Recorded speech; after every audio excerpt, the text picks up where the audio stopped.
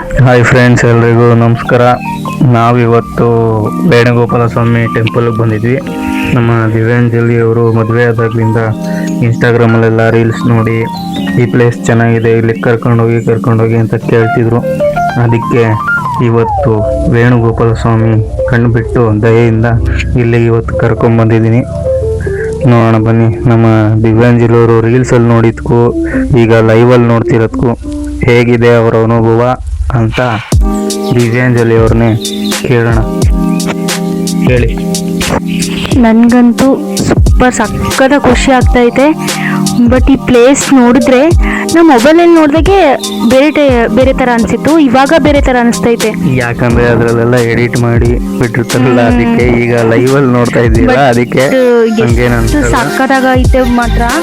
ಅಂದರೆ ಸುತ್ತಮುತ್ತ ಗ್ರೌಂಡ್ ಅಲ್ಲೆಲ್ಲ ಗಾರ್ಡನ್ನು, ನೀರು, ಕೆರೆ ಎಲ್ಲ ಎಷ್ಟು ಸಕ್ಕತ್ತಾಗೈತೆ, ಮಸ್ತಾಗೈತೆ ಪ್ಲೇಸು, ಓಪನ್ ಪ್ಲೇಸ್ ಅದು. ಮತ್ತು ದೇವಸ್ಥಾನದಲ್ಲಿ ಕಾಣಿಕೆ ಇಲ್ಲ, ಏನಿಲ್ಲ, ಫುಲ್ಲು ನೀಟ್ನೆಸ್ಸು. ಪೂಜೆ ಬೆಳಗ್ಗೆ ಪೂಜೆ ಮುಗಿಸ್ಕೊಂಡು ಹೋಗ್ಬಿಟ್ರಂದ್ರೆ ಮುಗೀತು, ಅಲ್ಲಿ ಏನೂ ಇಲ್ಲ, ಫುಲ್ಲು ನೀಟ್ನೆಸ್ಸು.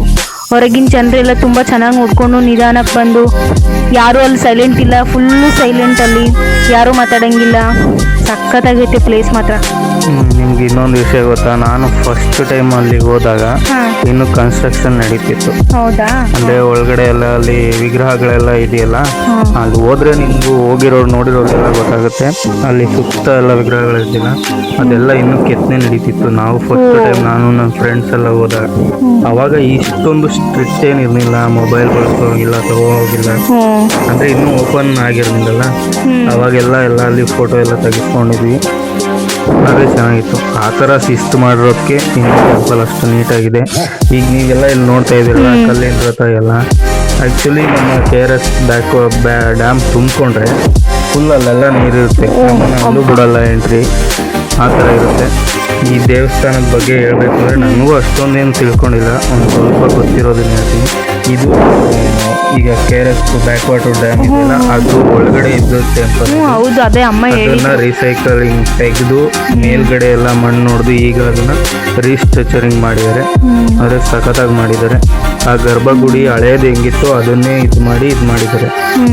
ಮತ್ತೆ ಈಗ ನಮ್ಮ ದಿವ್ಯಾಂಜಲಿ ಅವರು ನಮಗೆ ಇಲ್ಲಿ ನಮ್ಮ ಮೈಸೂರಲ್ಲಿ ಮಿನಿ ಬೀಚ್ ತೋರಿಸಿದ್ದೀನಿ ಅವ್ರಿಗೆ. ನಾನು ನೋಡಿದ್ದೀನಿ ಗಾಯ್ಸ್, ಹೌದು.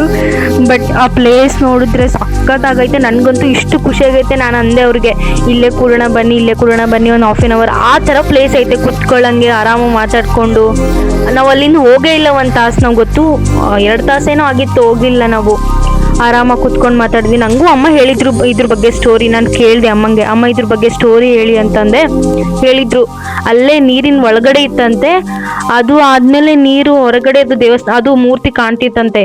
ಅದಕ್ಕೆ ಅದು ಅಲ್ಲಿ ಕೆತ್ತನೆ ಮಾಡಿ ಅಲ್ಲಿಟ್ಟು ಅಲ್ಲೇ ದೇವಸ್ಥಾನ ಕಟ್ಟಿದಾರಂತೆ, ನೀರಿನ ಸುತ್ತಮುತ್ತನೇ ಕಟ್ಟಿದಾರಂತೆ. ಇದೆಲ್ಲ ಹೇಳಿದ್ದಾರೆ ಅಮ್ಮ. ಅಂದ್ರೆ ಪ್ಲೇಸ್ ಮಸ್ತಾಗೈತೆ, ಆರಾಮಾಗಿ ಹೋಗಿ ನೋಡ್ಕೊಬನ್ನಿ. ಎಲ್ಲ ಫ್ಯಾಮಿಲಿ ಹೋದ್ರು ಆರಾಮಾಗಿದೆ. ಆ ಕಡೆ ನಮ್ದು ಮೈಸೂರಲ್ಲಿ ಒಂದು ಬೀಚ್ ನೋಡ್ಬೇಕು ಅಂದ್ರೆ ಇಲ್ಲಿಗೆ ಹೋಗಿ, ಒಳ್ಳೆ ಚಿಕ್ಕ ಬೀಚು, ಆದ್ರೆ ಉಪ್ಪು ನೀರೇನಲ್ಲ, ಚೆನ್ನಾಗಿದೆ, ಆರಾಮಾಗಿ ನೋಡಿ. ಇನ್ನು ಮತ್ತೆ ಇದೇ ತರ ವಿಡಿಯೋಸ್ ಬೇಕು ಅಂದ್ರೆ ನಮ್ಮ ಯೂಟ್ಯೂಬ್ ಚಾನಲ್ ಸಬ್ಸ್ಕ್ರೈಬ್ ಮಾಡಿ, ಲೈಕ್ ಮಾಡಿ.